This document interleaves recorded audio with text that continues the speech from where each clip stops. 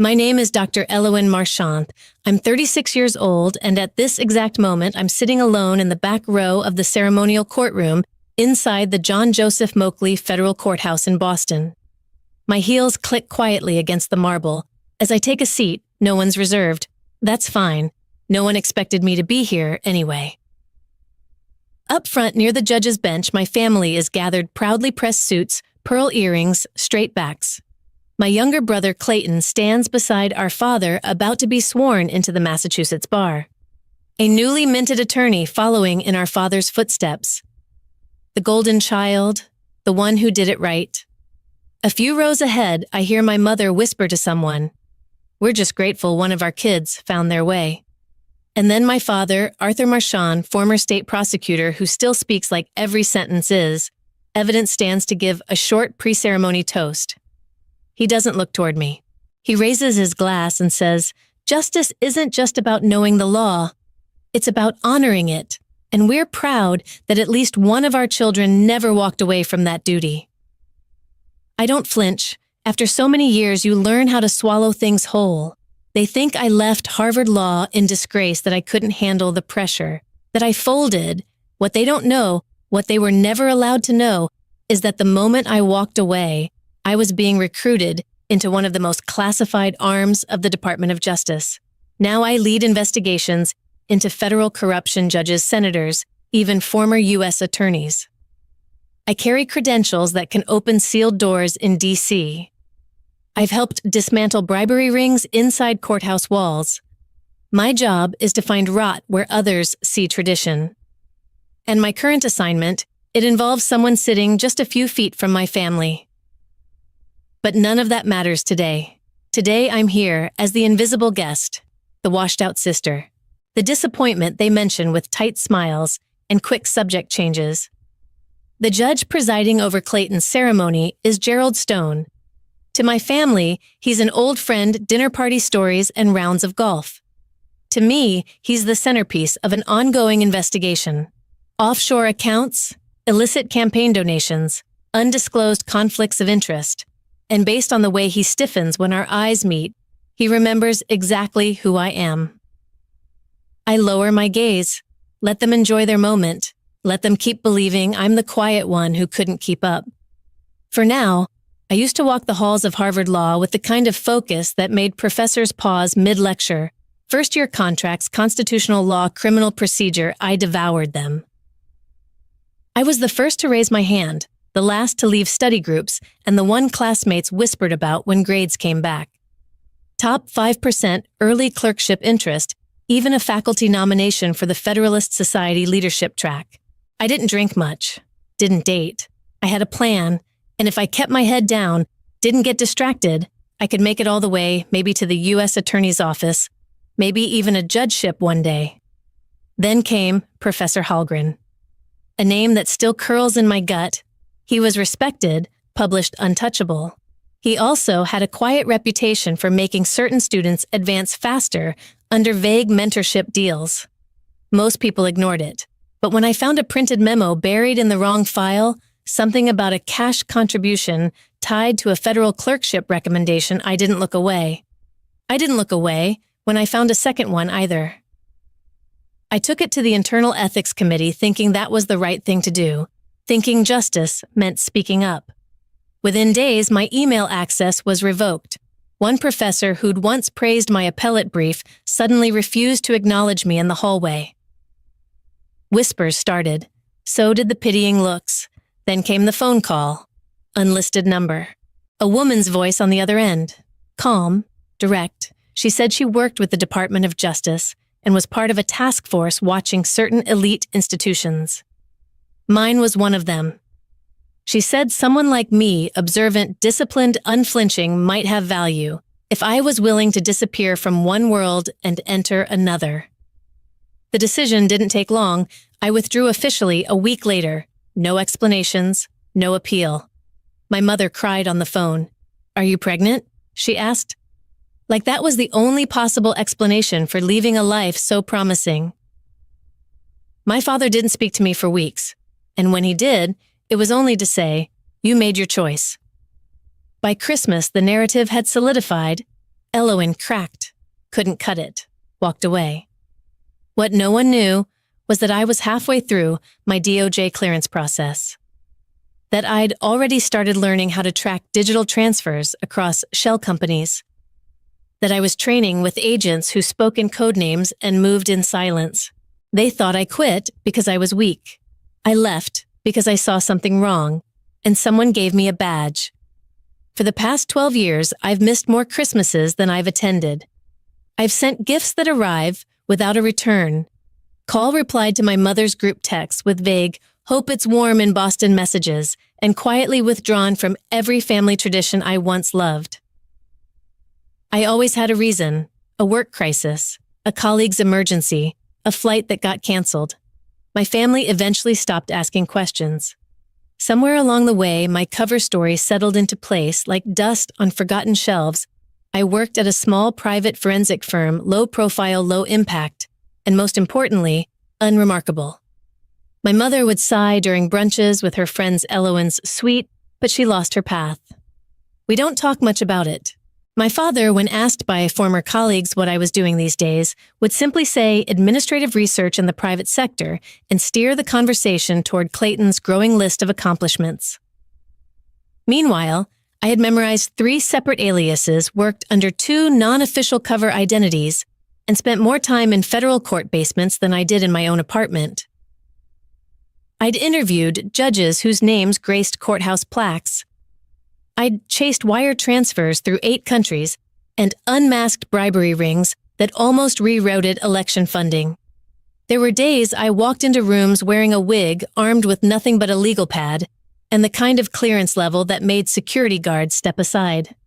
One Christmas Eve, I finally made it home for dinner.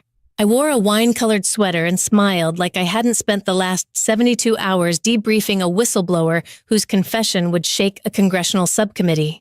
Clayton, 3 glasses in and basking in praise from our uncle, leaned over and smirked. At least I passed the ethics bar exam. Everyone laughed, even our dad. I did too softly while buttering a roll. I didn't say a word.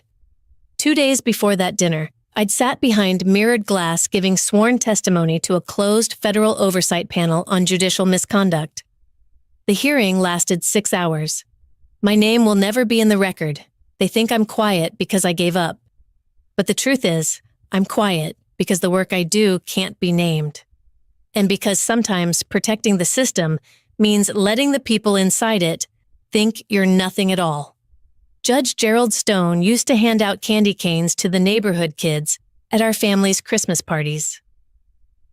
I remember his booming laugh echoing through our foyer, his hand always resting comfortably on my father's shoulder like they were teammates in a game only they understood. Back then, I thought he looked like someone who belonged on a postage stamp, white hair, commanding voice, a face built for confidence. Now he's the central figure in Operation Foxhole. 3 months ago, our team began pulling threads from a quietly buried audit tied to a lobbying firm in Maryland.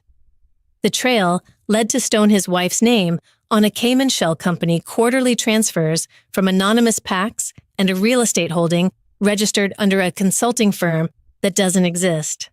We mapped it. We confirmed it. And 2 weeks ago, I signed the summary for escalation. What I didn't expect was for his name to appear on the ceremonial docket for my brother's swearing in. I'd already RSVP'd no. I planned to work straight through the weekend until I saw the docket come across the internal database. There he was, Judge Gerald A. Stone, officiating, front and center. I brought it to Director Vale during our Monday briefing. She glanced up from the file, her voice flat. He's going to recognize you. If he's smart, he won't say a word, but he might. She didn't tell me not to go. She never does. She lets us weigh the operational risk for ourselves. But she added just before closing the folder, "You've worked 12 years in shadow. Just make sure you're ready if the lights turn on." So I booked the flight to Boston, rented a car under one of my travel aliases, packed conservative clothing, nothing that drew attention, nothing that looked federal. I memorized Stone's known body language under pressure, reviewed the last 12 months of his public appearances, calculated potential exposure outcomes, courtroom lobby post-event reception. It wasn't public embarrassment I was preparing for. It was the private kind. My father's eyes narrowing, my mother's hand tightening around her wine glass. Clayton staring like he didn't know me. Gerald Stone doesn't know I'll be there.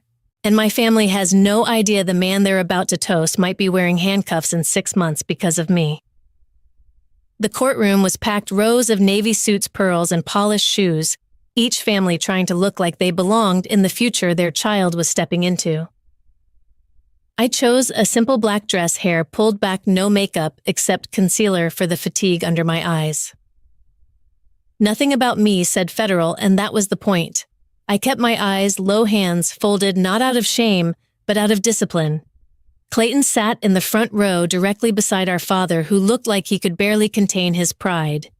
He kept adjusting his tie and whispering something into Clayton's ear, probably courtroom jokes or advice about owning the moment. My mother wore her best navy suit, pearls gleaming under the lights, posture immaculate. From where I sat, I could see the back of her head tilt slightly every time someone praised Clayton. Then came the sound of shuffling papers, and Judge Gerald Stone stepped to the podium. He looked almost unchanged from the man I remembered as a child, except now I knew what was behind the smile. He began his remarks congratulating the incoming attorneys, emphasizing the sacred weight of legal ethics. I could tell he was on autopilot, the kind of speech a man like him could deliver in his sleep. But then 2 minutes and his gaze drifted. Past the parents, the graduates, toward the back. Toward me.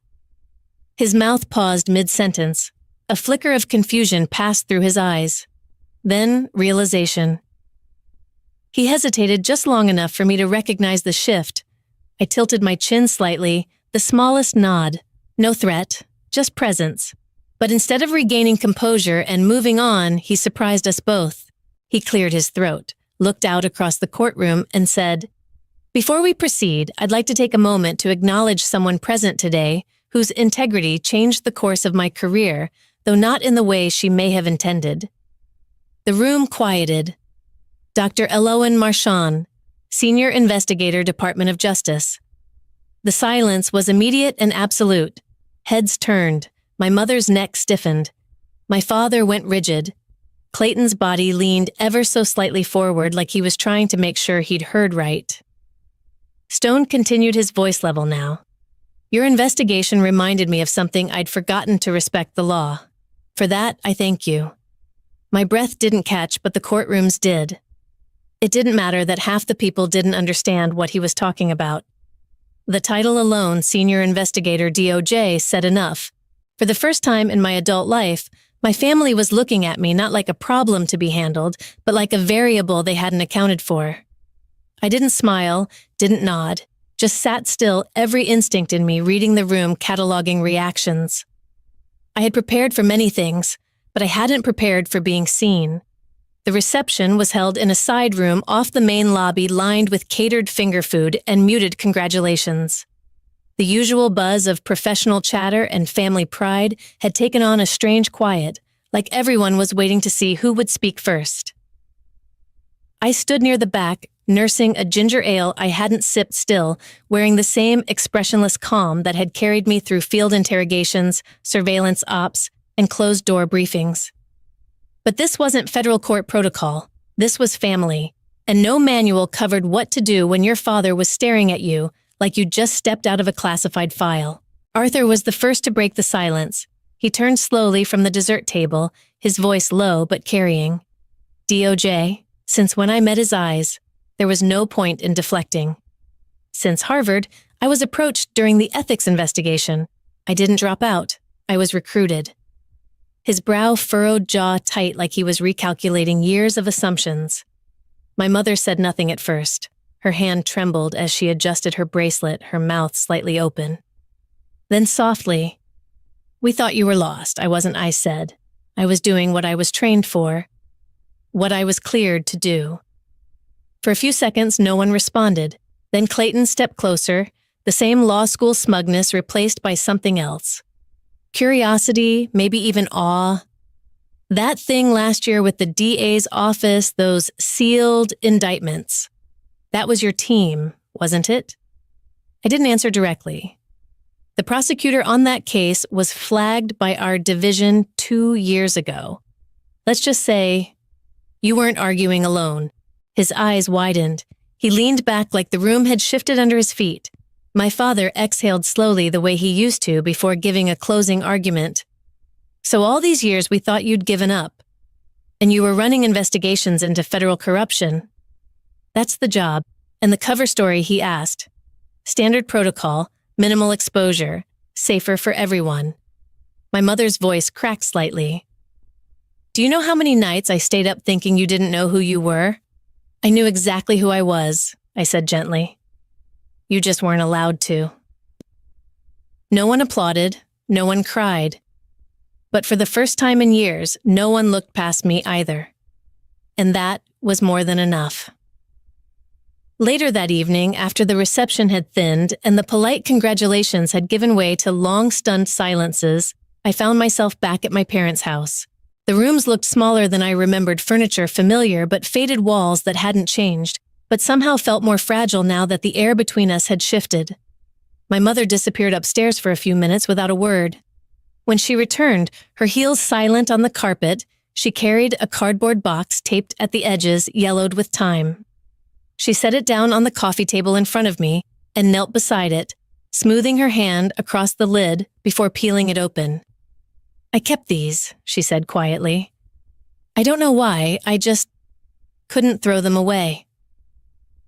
Inside was my old Harvard Law ID badge, the edges slightly bent. A worn folder labeled LON, commendations still sealed. I opened it to find a few early letters from professors praise I'd never shared notes about potential judicial clerkships I'd never followed through on. And tucked beneath it all, a thin manila envelope. This came last year, my mother added. No return address. We weren't sure what it meant. I took it and carefully slid out the contents, a single-page DOJ certificate, non-specific, intentionally vague. Just a line at the bottom, in recognition of service, in matters of national integrity and judicial security. It wasn't proof in the way they might have once wanted. No job title, no dates, but it was real. And now it was theirs. My father had remained silent, standing near the fireplace, hands clasped behind him. When I looked up, he was staring at the envelope like it was a declassified document he'd waited years to read. You protected people like me, he finally said. His voice wasn't trembling, but something inside it had softened. And I failed you. I didn't say anything. I didn't need to. He took a step closer, then another, and extended his hand not as a father, but as a man who understood what it meant to serve something bigger than yourself. Thank you, Dr. Marchand.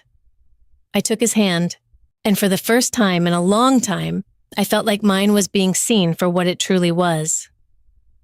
The backyard still smelled the same freshly cut grass charcoal smoke and the unmistakable tang of lighter fluid that my father still insisted on using, no matter how many times Clayton offered to upgrade the grill. It was the 4th of July, and the Marchands were hosting as usual. Folding chairs lined the fence. Flag-themed napkins flapped against paper plates. The small crowd included neighbors, family friends, and a few of my father's old colleagues, men with gray temples and stories that started with back when I was in court. This time, I didn't arrive late. I didn't linger near the driveway or wait for a text to pull me inside. I walked in through the side gate carrying a homemade berry crumble, and I didn't flinch when my father spotted me from across the yard. He straightened, not stiff like before, but proud, and when I reached the grill, he turned to the small circle of retired attorneys and said, "Gentlemen, this is my daughter, Elowen, DOJ." There was no hesitation in his voice, just fact. A simple introduction, but weighted in a way only men like them understood. There were no follow-up questions. Just a few respectful nods, and that was enough. Clayton found me near the cooler a little while later holding 2 plates piled high. He handed me one with a grin. So, you're the reason the DA panicked at closing. I raised an eyebrow and took the plate. I can't confirm or deny. He laughed. We didn't say anything else. We didn't need to. The sky was starting to turn pink, and someone lit the first sparkler. I wasn't standing outside the circle anymore. I was in it. Finally. On my own terms. For years, I let my family believe I had walked away from everything I once promised to become. Let them talk around my name at dinners. Let them speak of me in softened tones like I was a chapter that hadn't quite turned out. I wore that silence like armor not because I didn't care, but because the job required it. Because justice doesn't always wear robes or stand behind podiums. Sometimes it sits quietly in the back of a courtroom watching. Sometimes it works through aliases, encrypted files, and closed-door briefings. Sometimes it looks like failure until the truth has room to speak. I didn't show up to prove anything to them. I showed up because that day mattered to my brother. I showed up because the people we become, in silence, deserve to exist in the light too. And because even in families like mine, rooted in tradition, blind to nuance, there is room for truth. Eventually. So if your family has ever misjudged you, if they've decided who you are without ever asking, don't spend your life trying to prove them wrong. Live in a way that stays right. And let time do the rest. Because eventually the truth doesn't whisper. It stands up. And it's heard. If this story meant something to you, please like, comment, or subscribe to Revenge Scripted. And remember, sometimes the quiet ones are carrying the most weight. And sometimes they're the ones holding it all together.